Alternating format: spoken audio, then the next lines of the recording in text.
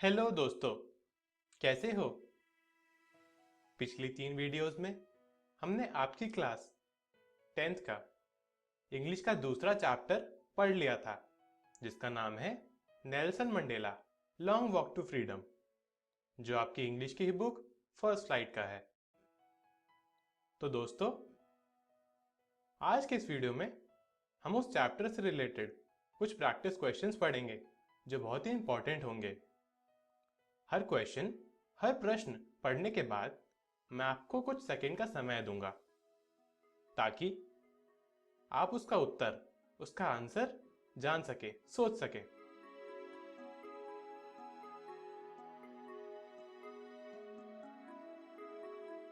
तो दोस्तों, पहला क्वेश्चन है, why did a large number of international leaders attend the inauguration ceremony? What did it signify the Triumph of? बहुत अधिक संख्या में अंतर्राष्ट्रीय नेताओं ने इनॉग्रेशन सेरेमनी क्यों अटेंड की थी और उसकी क्या इंपॉर्टेंस थी?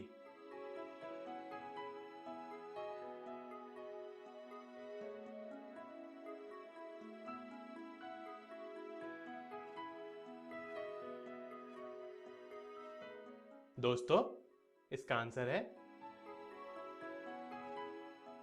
First democratic election ceremony.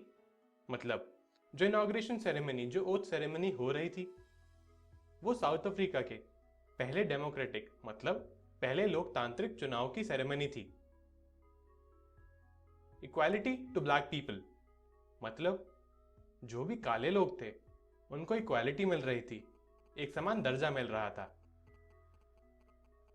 Victory of equality over discrimination, मतलब भेदभाव के ऊपर जीत हो रही थी, इक्वालिटी की।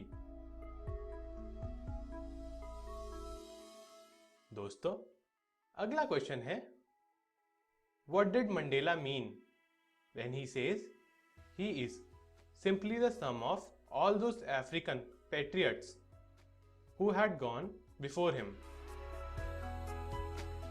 मतलब मंडेला का क्या कहना था जब उन्होंने कहा कि वो उन सभी अफ्रीकन पेट्रियट्स, यानी उन स्वतंत्रता सेनानियों का समूह है जो उनसे पहले जा चुके हैं?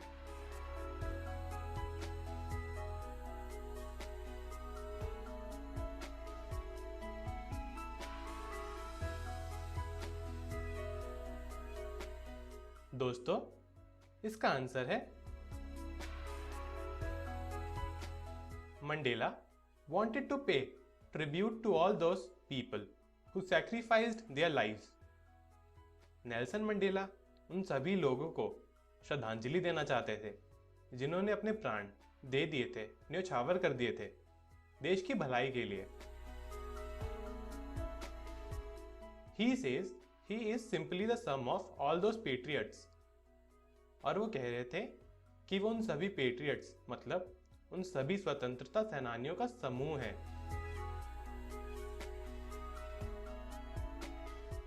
It was Patriots Corporation that he was at that stage and serving nation. और ये उन पेट्रियट्स, मतलब उन स्वतंत्रता सेनानियों का कॉर्पोरेशन था, उनका सहयोग था, जो नेल्सन मंडेला उस स्टेज पर खड़े थे और अपने देश की सेवा कर रहे थे। अगला क्वेश्चन है, would you agree that the depths of operation create heights of character? How does Mandela illustrate this? Can you add your own example to this argument? दोस्तों, इसका मतलब है भेदभाव और दबाव की वजह से क्या कोई बड़ा कैरेक्टर बाहर निकल कर आता है? मंडेला ने इस बात को कैसे बताया है, और क्या आप इस बात को समझाने के लिए अपना कोई एग्जाम्पल दे सकते हैं?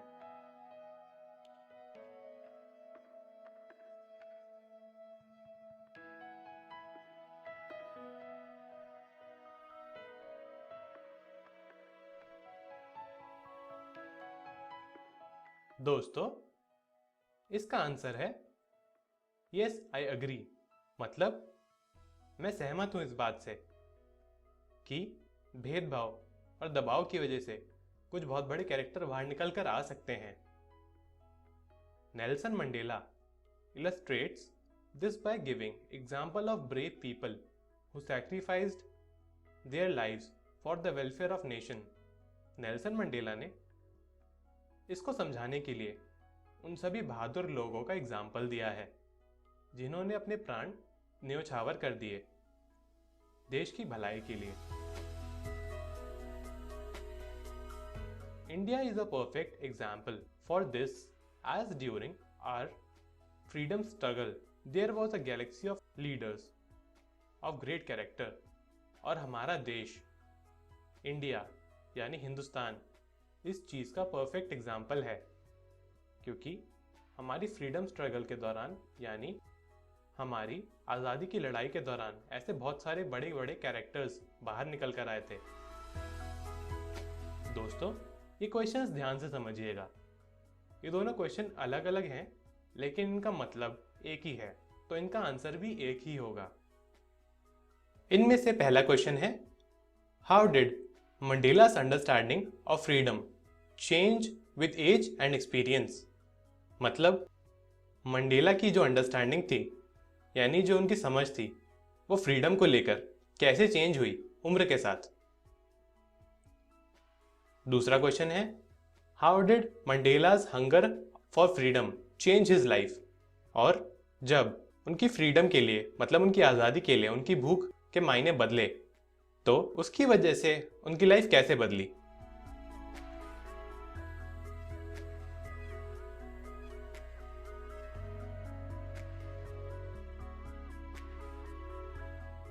दोस्तों, इसका आंसर है, with age, Mandela realized that he had a lot of responsibilities towards his community, people of country and country।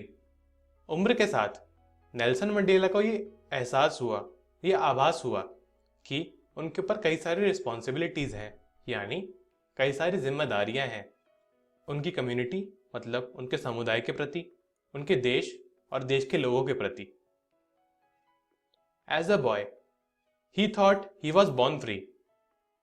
जब वो छोटे थे तब उनको लगता था कि वो पैदा ही आजाद हुए हैं।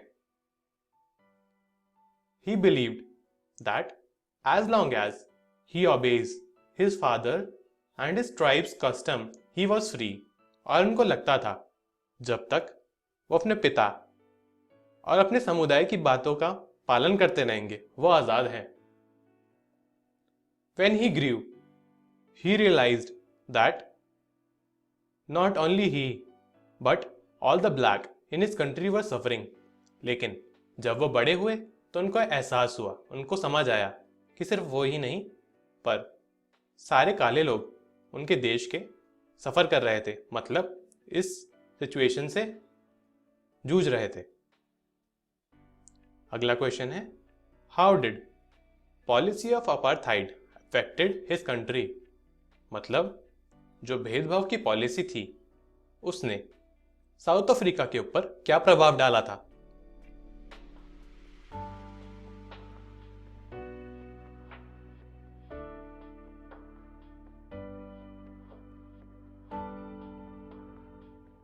दोस्तों, इसका आंसर है, even after getting freedom from all the restrictions and discrimination that policy had so much of adverse effect। मतलब आज़ादी मिलने के बावजूद भी उस पॉलिसी के बहुत बुरे असर पड़ चुके थे। The people of the country would have to spend some years if not generations to come out of that mental state। और उस देश के लोगों को अगर पीढ़ियां नहीं तो कुछ साल जरूर बिताने पड़ेंगे उस मेंटल स्टेट मतलब उस मानसिक स्थिति से बाहर आने के लिए।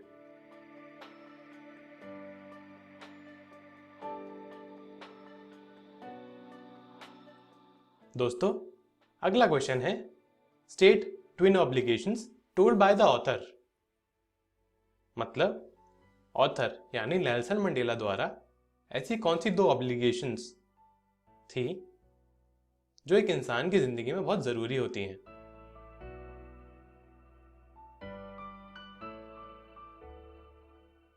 दोस्तों, इसका आंसर है obligation towards the family, to be a good father, good son, a good family man. अपने परिवार के प्रति ऑब्लिगेशन होती है एक अच्छा पिता, अच्छा बेटा और अच्छा पारिवारिक इंसान बनने के लिए। दूसरी ऑब्लिगेशन होती है अपनी कम्युनिटी, मतलब अपने समुदाय के प्रति, अपने देश के प्रति और देश के लोगों के प्रति। दोस्तों, अगला क्वेश्चन है how did the militaries attitude change, मतलब सेना का एटीट्यूड कैसे बदला नेल्सन मंडेला के प्रति।